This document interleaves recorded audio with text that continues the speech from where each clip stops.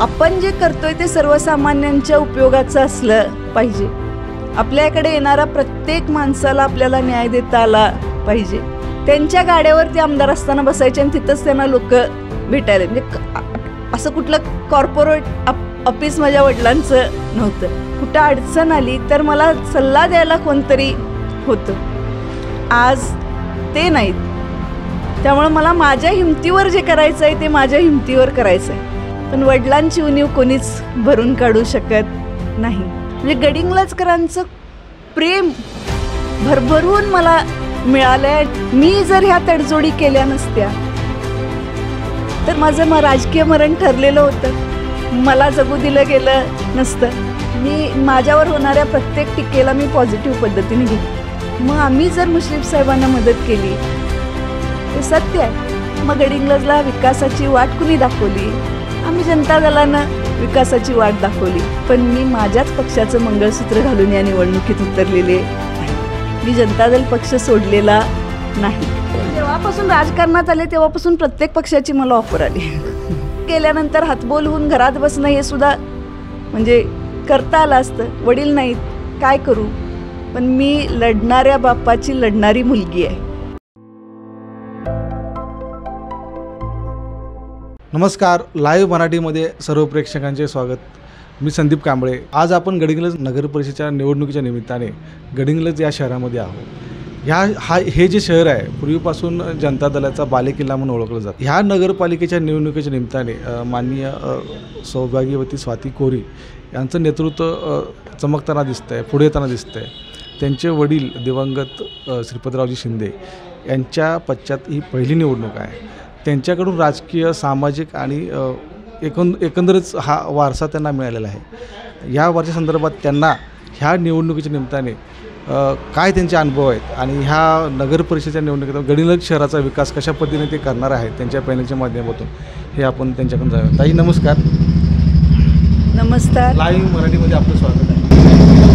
आपले वडील दिवंगत श्रीपतरावजी शिंदे यांच्यापासून आपण राजकीय आणि सामाजिक कार्याचा वारसा आपल्याला मिळाला आहे. जनता दलाचं बालेकिल्ला आणि जनता दलाचं घर म्हणून गडिंग्लजला देशभर ओळखलं जातं.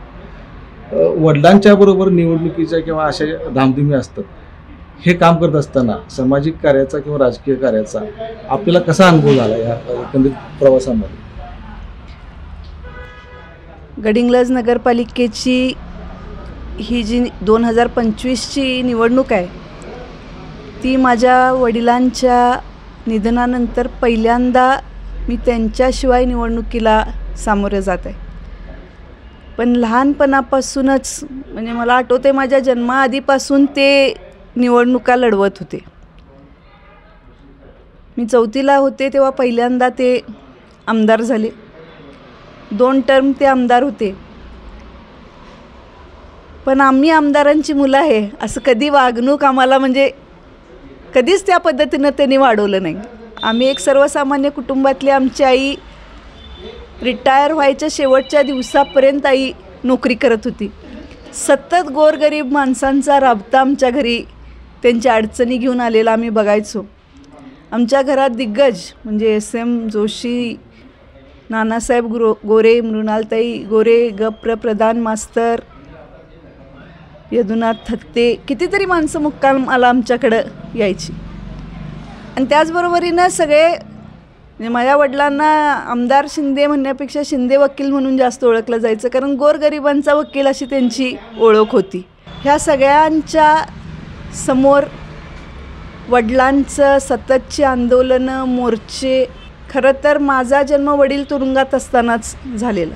आणीबाणीच्या काळात वडील 14 महिने तुरुंगात होते आणि त्या काळात माझा जन्म झाला. माझ्या जन्मानंतर 11 महिन्यांनी वडील सुटून आले. म्हणजे सतत गोरगरीब कष्टकरी जनतेच्यासाठी लढा देणारा हा त्यांचा एक चेहरा आमच्यासमोर आणि विचारही तसेच. म्हणजे आपण जे करतोय ते सर्वसामान्यांच्या उपयोगाचं असलं पाहिजे. आपल्याकडे येणारा प्रत्येक माणसाला आपल्याला न्याय देता आला पाहिजे. प्रत्येक माणसाचं ऐकून घेऊन त्याला मदत करण्याची आपली वृत्ती असली पाहिजे. माझे वडील आमदार असताना मुस्लिम समाजाचे पहिले नगराध्यक्ष म्हणजे जेव्हा कधी आरक्षण नव्हतं त्यावेळी त्याने अकबर मुल्ला काकांना केलेलं. त्यांच्या गाड्यावर ते आमदार असताना बसायचे आणि तिथंच त्यांना लोक भेटायला. म्हणजे असं कुठलं कॉर्पोरेट ऑफिस माझ्या वडिलांचं नव्हतं.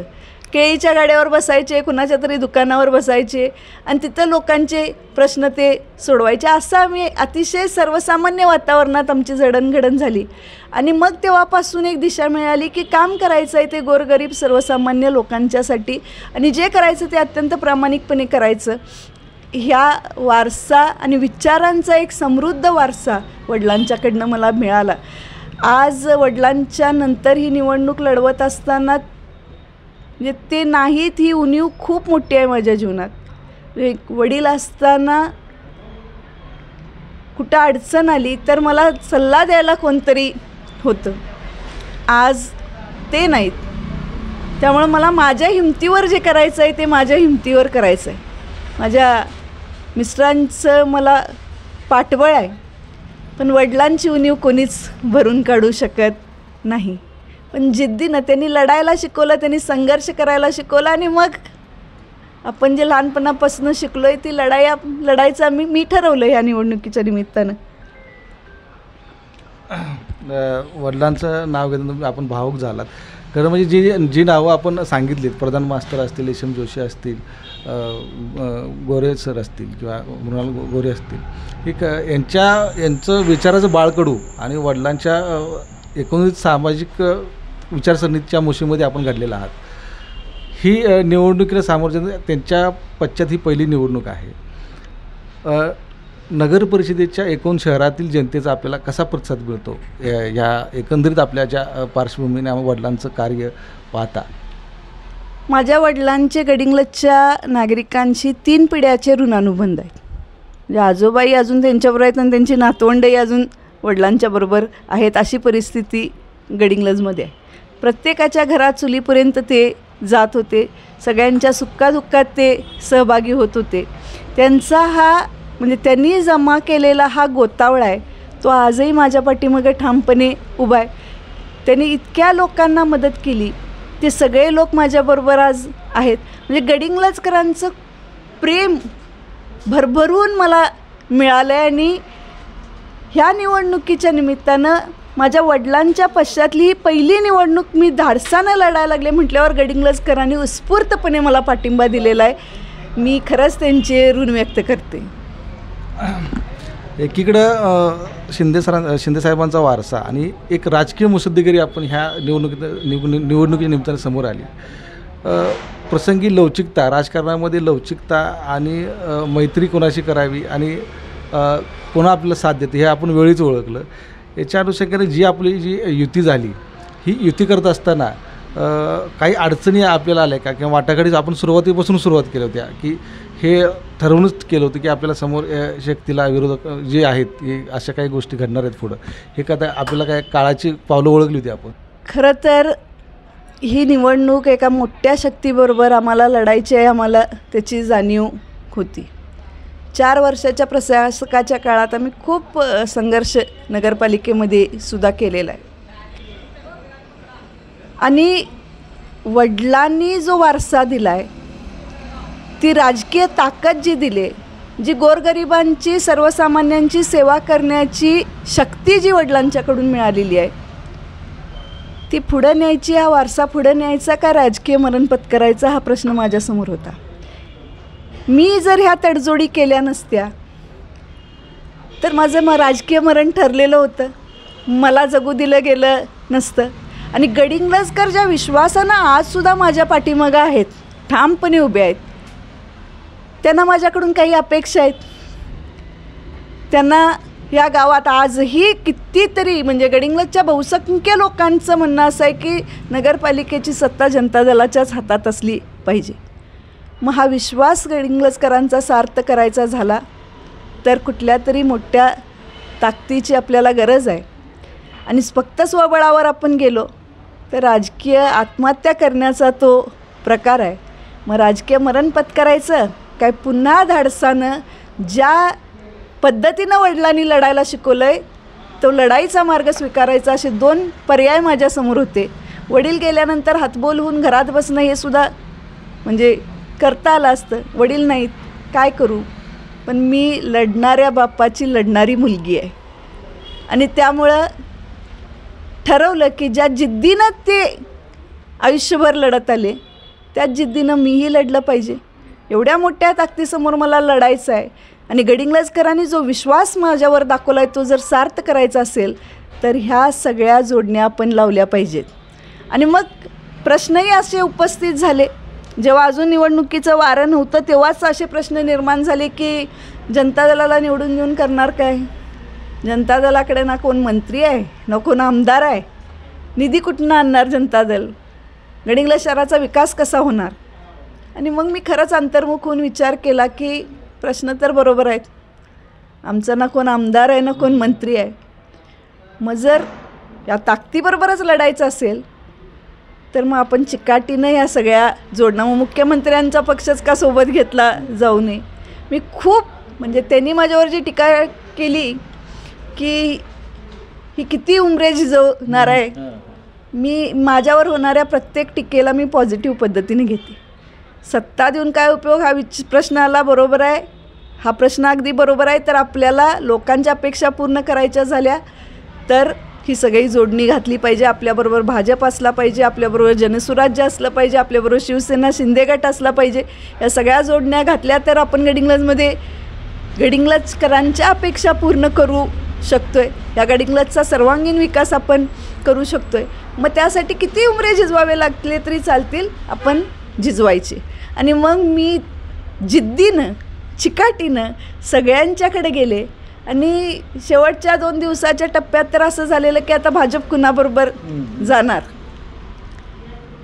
त्यांच्यातल्या काही लोकांना वाटत होतं की म्हणजे काही म्हणण्यापेक्षा ज्यांच्या वडिलांना जनता दलाने या शहराचं उपनगराध्यक्ष केलं, जे त्यांच्या मृत्यूपर्यंत आमच्या लक्ष्मी सेवा संस्थेचे संचालक होते, त्यांना वाटत होतं की आपण राष्ट्रवादीबरोबर भाजपनं गेलं पाहिजे.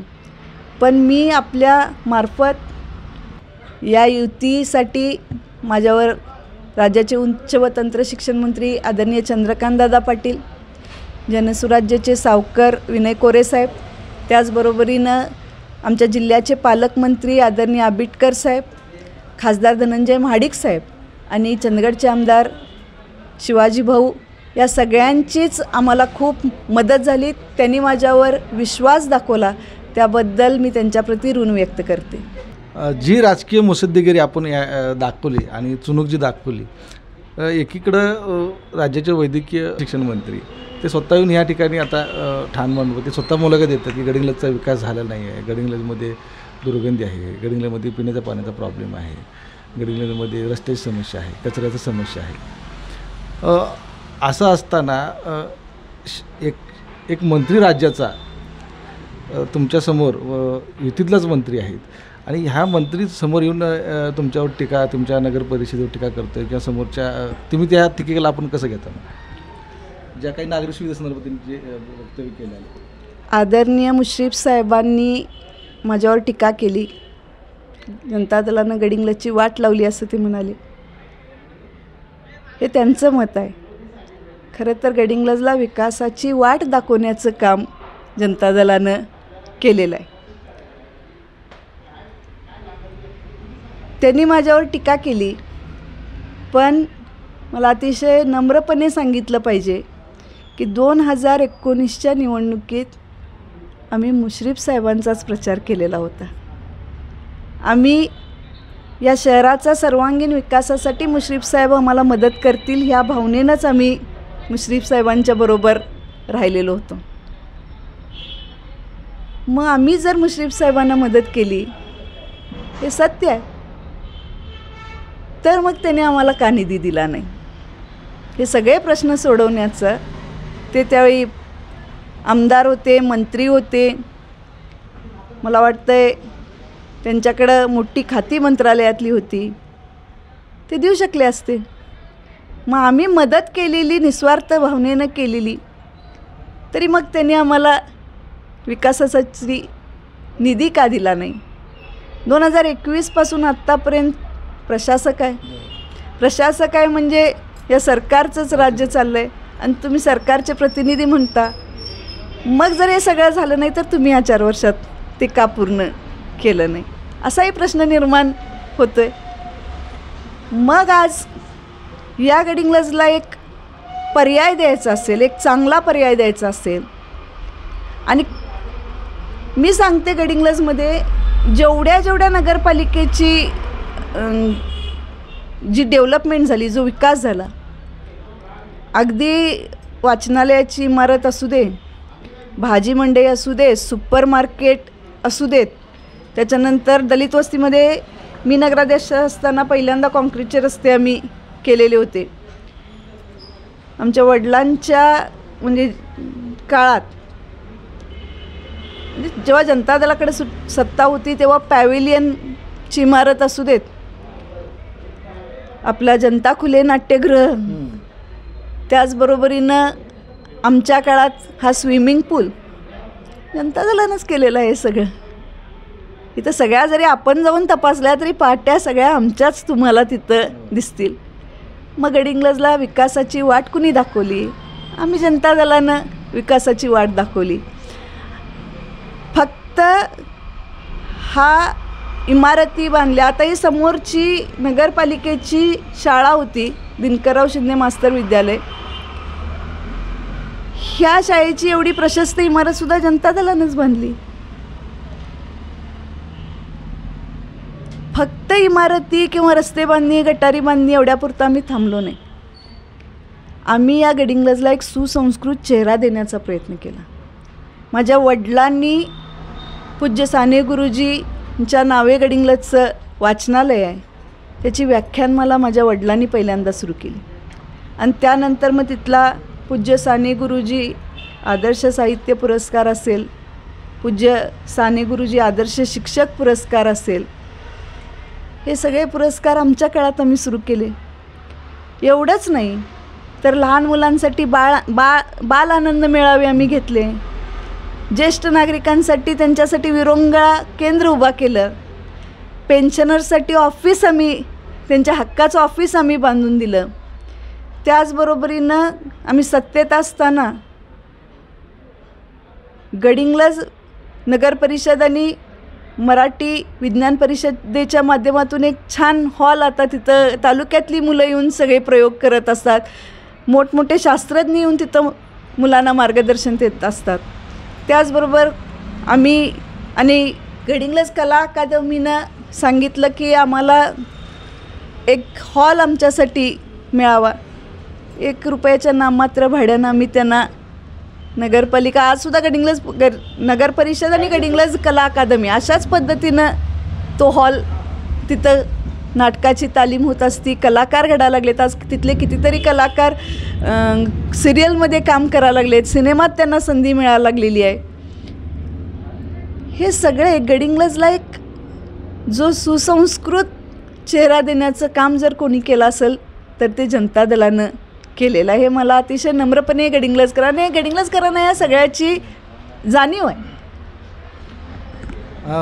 आपण राज्याच्या महत्त्वाच्या पक्षाला सोबत घेतलं, भाजपला. खरं म्हटलं तर भाजपचं फारसं असं काम किंवा हे गडिंग्लजमध्ये तयार होते. मग अशा वेळेस आपल्याला असं एकीकडे टीका केली जाते की भाजप आजगरासारखा छोट्या छोट्या पक्षांना गिळंकृत करतो. भविष्यामध्ये जनता दलासोबत असं काय होईल का गडिंग्लजमध्ये? माझ्यावर आणखीन एक टीका झाली की किती जणांची उमरे झिजवणार आहे आणि कुणाचं मंगळसूत्रही आता गळ्यात बांधणार आहे. मला अतिशय नम्रपणे सांगितलं पाहिजे की मी जरी भाजप या युतीमध्ये त्यांच्याशी चर्चा करून किंवा शिवसेना शिंदे गट आमच्याबरोबर आहे, जनसुराज्याचे सावकर आणि आमचं तर यापूर्वी युतीत होती, पण मी माझ्याच पक्षाचं मंगळसूत्र घालून या निवडणुकीत उतरलेले आहे. मी जनता दल पक्ष सोडलेला नाही आणि जनता दल म्हणूनच या निवडणुकीत मी सामोरी जायला लागले. ऑफर आली का पक्ष प्रवेश असं आहे?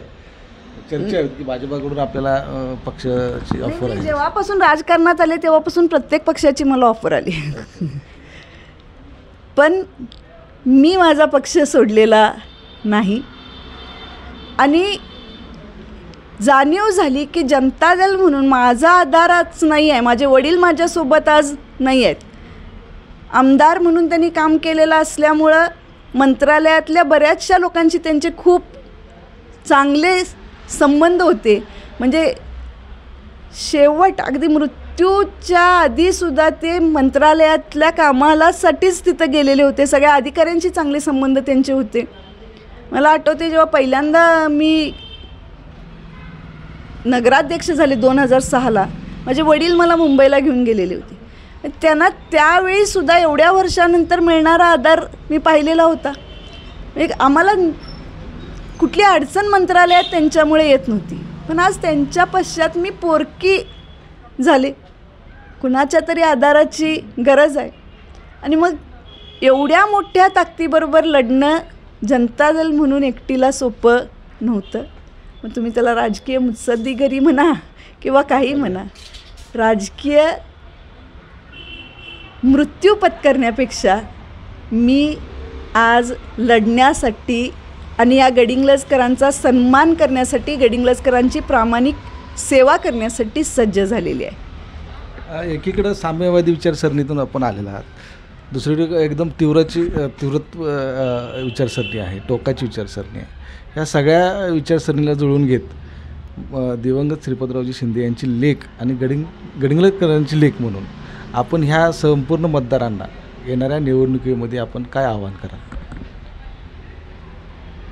जनता दल, जनसुराज्य, भाजप आणि शिवसेना युती ही या गडिंग्लजच्या सर्वांगीण विकासासाठी मी केलेली. कारण गडिंग्लजच्या नागरिकांसाठी रिंग रोड होणं खूप गरजेची गोष्ट आहे.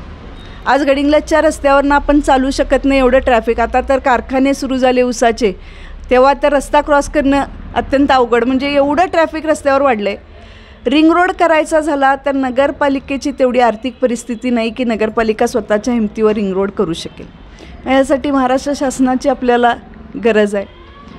STP प्लॅन्ट अजून गडिंग्लजमध्ये होऊ शकलेला नाही. आज जो घनकचरा व्यवस्थापनाचा कचरा डेपो आहे तो आपण जाऊन बघा, तुडुंब भरलेला आहे. मग आज तो आता मध्यवस्तीत यायला लागला आहे. त्याचं कुठंतरी आपल्याला योग्य ठिकाणी स्थलांतर केलं पाहिजे, त्याच्यावर योग्य ती प्रक्रिया झाली पाहिजे. हे सगळं करायचं असेल किंवा इतरही अनेक प्रश्न आहेत. नागरिकांच्या आता अपेक्षा वाढलेल्या आहेत, त्यामुळे त्यांच्या अपेक्षा पूर्ण करायच्या तर या भाजपला, शिवसेनेला, जनसुराज्याला सोबत घेतल्यावरच आपण हे पूर्ण करू शकतो आहे. याची जाणीव झाल्यामुळं मी ही युती करून या निवडणुकीला सामोरी जात आहे. रिंग रोडचा एक प्रश्न आपण सांगितला की रिंग रोडचा एक प्रश्न सातत्यानं समोर येतो आहे आणि ह्या प्रश्नासंदर्भात आपल्याला राज्य पातळीवरून आपल्याला मदत मिळेल असं आपण सांगितलं. एकंदरीत हा प्रश्न आणि ह्याच्यावरती काय कसं काय हा सोडवता येईल आपल्याला यात राज्य सरकार? 2016ला जेव्हा मी दुसऱ्यांदा लोकनियुक्त नगराध्यक्ष झाले त्यावेळी आम्ही हा रिंग रोडचा प्रश्न हाताळायला बघितलं. नगरपालिका जमीन म्हणजे खरेदी करण्याची नगरपालिकेची ऐपत नाही. मग काय ह्याच्यावर पर्याय होऊ शकतो आहे? तर त्यावेळी TDRचं एक नवीन हे झालेलं होतं. मग TDR जर लोकांना, म्हणजे TDR एक अतिशय चांगली हे शासनानं सुविधा करून दिलेली आहे की तुम्ही TDR घेतला, नगरपालिकेच्या तेवढी जागा ताब्यात दिली तर आपण जमीन जशी गुंठ्यावर विकू शकतो आहे तसं तो TDRसुद्धा आपण विकू शकतो आहे. मग शेतकऱ्यांना TDR म्हणजे काय हे कळण्यासाठी आम्ही रिंग रोडमध्ये जेवढे शेतकरी बाधित होतात त्या शेतकऱ्यांसाठी प्रशिक्षण आयोजित केलं. त्यांना TDR म्हणजे काय ह्याची कल्पना दिली. पण त्याला शेतकऱ्यांकडून खूप प्रतिसाद असा चांगला मिळाला नाही. शेतकऱ्यांना TDR घेण्यापेक्षा त्यांच्या जमिनीची किंमत त्यांना काय असेल ती मिळावी असं त्यांना वाटतं आहे. हे नगरपालिका म्हणजे कुठलंही आत्तापर्यंत 2006ला आम्ही होतो, आमच्यानंतर राष्ट्रवादी होती, पुन्हा जनता दल सत्तेवर आलं. हे कुणालाच शक्य झालेलं नाही आहे. ह्याच्यासाठी मोठ्या ताकदीची गरज आहे. आमच्याकडे इच्छाशक्ती आहे, राजकीय इच्छाशक्ती आहे, पण आम्ही पैशाने एक प्रश्न सोडवण्यासाठी निधीतून कमी पडत होतो. आणि त्यामुळं आज आम्हाला ठाम विश्वास आहे की सरकारातले हे पक्ष निश्चितपणे आम्हाला हा प्रश्न सोडवण्यासाठी मदत करतील. कारण आपण आता आपल्या पक्षासाठी मतदान करण्यासाठी काय या संदर्भात काय आवाहन करा? 2 तारखेला जे मतदान आता होत आहे, मला खात्री आहे की ही जी युती आम्ही केली, जनता दल, जनसुराज्य, भाजप आणि शिवसेना, ही गडिंग्लजच्या नागरिकांच्या मनातली युती आम्ही केलेली आहे. त्यांना अपेक्षित असलेली युती आम्ही केलेली आहे. त्यामुळं नागरिकांना माहीत आहे गडिंग्लज शहराचा खरा विकास कोण करू शकते. आणि गडिंग्लज शहराचा प्रामाणिकपणे विकास करण्यासाठी नागरिक म्हणतात की नगरपालिकेत जनता दलाची सत्ता असली पाहिजे. मी आव्हान करते की शिंदेसाहेबांच्या निधनानंतरची पहिली निवडणूक आज मी लढत आहे, ती या गडिंग्लजकरांनी माझ्यावर दाखवलेल्या विश्वासाच्या आणि प्रेमाच्या बळावर मी लढत आहे. आणि तुमच्या मनातली, तुम्हाला अपेक्षित असलेली या गडिंग्लजचे सर्व प्रश्न सोडवण्याची धमक ज्या पक्षात आहे, त्या पक्षांना सोबत घेऊन केलेली ही युती आहे. त्यामुळं आमच्यावर विश्वास दाखवून आपण गडिंग्लजमध्ये जनता दल, जनसुराज्य, भाजप आणि शिवसेनेची सत्ता आणण्यासाठी आम्हाला मतांचा आशीर्वाद द्यावा अशी विनंती मी करते. आणि शब्द देते की आम्ही निवडून आल्यानंतर तळागाळातल्या गडिंग्लजमधल्या सर्वसामान्य कुटुंबातल्या आणि गडिंग्लजच्या प्रत्येक नागरिकाला न्याय देण्याचा आम्ही प्रयत्न करू. खरं तर कोल्हापूरसह संपूर्ण महाराष्ट्राला आई जिजाऊ, ताराराणी, सावित्रीबाई फुले यांचा वारसा आहे. कोल्हापूर संस्थानाच्या संस्थापिका ताराराणी छत्रपती होत्या आणि त्यांचा वारसा, त्यांची लढण्याची क्षमता आणि त्यांच्या वैचारिक ताकद खरं तर सौभाग्यवती स्वाती कोरीताई यांच्यामध्ये मुलाखत घेताना दिसून आली. एखाद्या शक्तीबरोबर लढत असताना समविचारी असून एक प्रसंगी राजकीय मोठ बांधण्याची मुत्सद्देगिरी असेल, जनतेच्या कामासाठी वाहून घेताना असताना त्यांच्या वडिलांचा जो कामाचा अनुभव इतक्या वर्ष त्यांच्या पाठीचे आहे, त्यांच्या वडिलांचा आशीर्वाद आहे. आणि सातत्याने बोलताना ते कृतज्ञता व्यक्त करतात की वडिलांच्या आशीर्वादामुळे गडिंग्लजची जनता मला नेहमी माझ्या वडिलांसारखी प्रेम करत असते, मायेसारखी प्रेम करत असते. येणाऱ्या 2 तारखेच्या निवडणुकीमध्ये ही जनता कशी पद्धतीने जनता दलाच्या आणि सौभाग्यवती स्वाती कोरी यांच्या पाठीशी उभं राहते हे पाहणं महत्त्वाचं ठरणार आहे. लाईव्ह मराठीसाठी संदीप कांबळे, गडिंग्लज. मटण थाळी, चिकन थाळी, स्पेशल गावरान चिकन थाळी इतकंच काय, ऑर्डरनुसार मुंडी रस्सा आणि खेकडा थाळी. आणि हो, शाकाहारी लोकांसाठी खास व्हेज गावरान थाळी सुद्धा उपलब्ध आहे बरं का. चला तर मग अस्सल कोल्हापुरी जेवणाचा आनंद घेऊया. आजचा बेत फक्त रानवारा रिसॉर्ट मध्ये. संपर्क 9209761353. पत्ता कोल्हापूर पन्हाळा रोड, केरले, मानेवाडी.